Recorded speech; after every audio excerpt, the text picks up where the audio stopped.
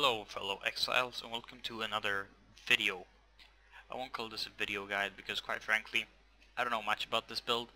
I know enough to maybe change people's decisions about this build, to make them either refrain from it or to sway them in the direction of using it. So I already recorded everything, all the footage for this guide, but my introduction was a bit cut off, so I'm just making this, gonna paste it into the video. So yeah, I hope you enjoy it. This is not a build of my making. I think all the credit should go to Dave and Krip for making it. Otherwise I've just been sticking around, listening and picking up information, asking questions about it. And I know a couple of you probably want to maybe try this build out in open beta, since it is quite decent. So I'm just going to talk about everything I know about this build to maybe give you guys a hand on how to move forward with this. So first of all, this is a EK Marauder, also known as Ethereal Knives Marauder, and it uses the spell, well, Ethereal Knives. So we need to put emphasis on the word I said right there, which is that this is or Ethereal Knives is a spell, which is quite important to note.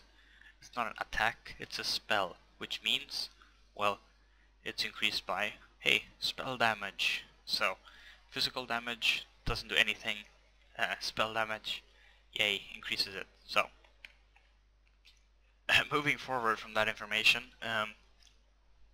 what do we do when it comes to the talent tree? So we pick up as much HP as we can possibly find,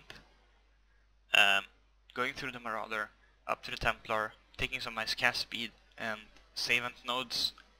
We'll really need those because having to dual wield wands, which this build does, there's really no way of avoiding it either, so you kinda have to dual wield wands. Means that we need a lot of int. Way more than we have actually. So that's probably the one deficit of this build, is that it doesn't really have that much int, so maybe you can't run all the high-end ones, but you'll have to make do with what you can and have. So we pick up more HP, blood magic, all of the savant nodes we can get. It's pretty simple really, more HP, unwavering stance, armor, HP, projectile damage, which also affects the spell, so it's affected both by spell damage and projectile damage. So more armor, unwavering armor mastery, so we'll run a bit faster. Troll's blood, more HP. Diamond skin, which resists iron reflexes to run that grey Zarha, for example. A bit of more HP, more savant nodes. And I think the final piece is the dual wield block, which since we're dual wielding once, we'll have 12% extra chance to block, adding a bit of extra defense to our build. So this is a quite tanky build with a lot of HP.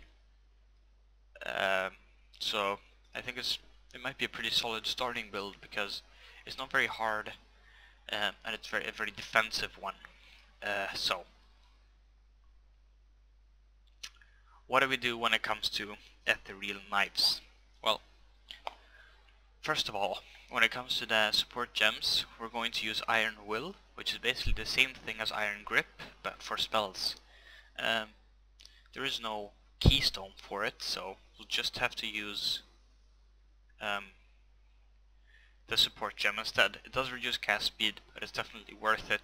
Having 400 strength almost, it's going to add a lot of damage to the spell. The next support gem we probably want to have is faster projectiles.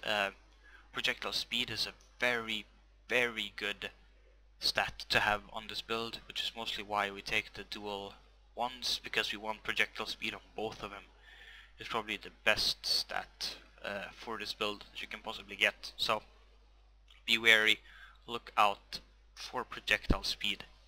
Then we could use faster casting, which will of course increase the cast speed of the spell, and added fire damage. So that's pretty much it, I think. as I've said, this is not my build. This is just what I've heard about it and how you should use it. I'm not quite sure about the added fire damage, so don't quote me on that, but it's a bit of an experimental thing. It's not me giving you all of the tools to make this build work, but I'm just giving a bit of a guideline because I quit this build at around level 17, and I'll tell you exactly why. It's because you cannot run EK at the early levels. You need to take Ground Slam or some other spell, otherwise it's just gonna be frustrating for you. You're not gonna kill anything, you're gonna get mad, and you're gonna be like, screw this build, you know, I want something else. In the end, it's not really anything I like with this build. The playstyle does not suit me, so I decided to maybe just let it be. That's not something for me. When it comes to open beta, this build will be decent, I think. It's not very good now, but with the nerf of the other builds, I think EK could be one of the builds that, you know, shine strong. It's not bad, so I don't see a reason not to try it really, because I think it's gonna work perfectly well. One of the good solutions for the low int, as you see, is this amulet, Astramentis.